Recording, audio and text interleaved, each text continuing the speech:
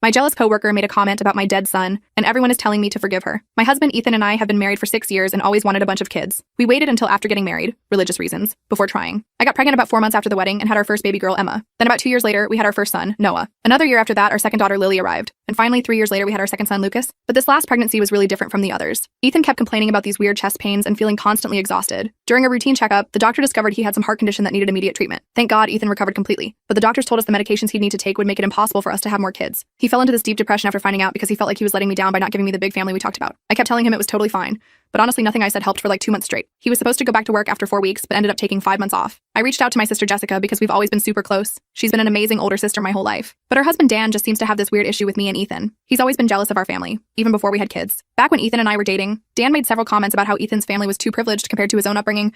He's constantly comparing his kids to ours and makes these annoying comments about how unhealthy Emma's lifestyle is since she's already a national swimming champion at her age. He says she should be enjoying normal kid stuff instead of wasting time in chlorine all day. We've had this conversation with Emma and she literally loves swimming. Like she'd be in water 24/7 if we let her. But whatever, I mostly just ignore his comments. Jessica keeps saying he's just stressed from work or some other excuse, but honestly, I think he's just kind of a jerk. Jessica helped us out tons after Ethan's recovery, bringing meals and watching the kids some afternoons so I could take him to appointments.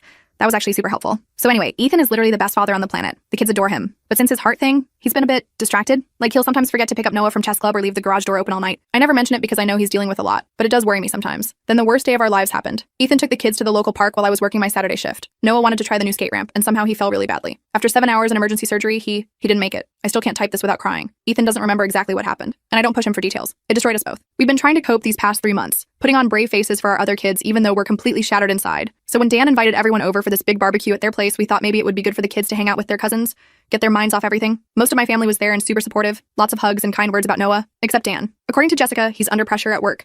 But I was dealing with grief and never acted like such an asshole. We were trying to enjoy ourselves, and the kids were having fun playing in their fancy new backyard playground. Then the kids started horsing around and broke Dan's expensive grill thermometer. When we tried to calmly talk to all the kids about being careful with other people's stuff, that's when it all blew up. Dan came charging over and started screaming at me and my kids, saying we had no right to discipline his children. He said my kids were out of control and probably broke the thermometer on purpose. I told him all the kids were involved, including his precious little monsters. Things escalated quickly. Jessica tried to calm him down, but then other family members came over to see what all the yelling was about. That's when he completely crossed the line. He looked right at me and said, "Maybe this is why your son is dead." The entire backyard went silent. Ethan just stood there frozen. I burst into tears and ran to the car. Ethan stayed behind demanding an explanation while I just sat there sobbing. What happened next was even crazier. Instead of apologizing, this jerk doubled down. He told Ethan that some people just aren't meant to be parents, and that maybe if we paid better attention, Noah would still be alive. Jessica finally intervened and made him go inside the house. Now Jessica keeps calling saying he was just emotional because of work stress and that we should forgive him for the sake of family harmony. My parents are kind of taking her side too, saying life's too short to hold grudges and how he didn't really mean it. But I can't just pretend this didn't happen. Ethan says we should cut them off completely. I feel terrible putting Jessica in this position, but who says something like that about a child who died? Am I being unreasonable for not wanting to forgive him?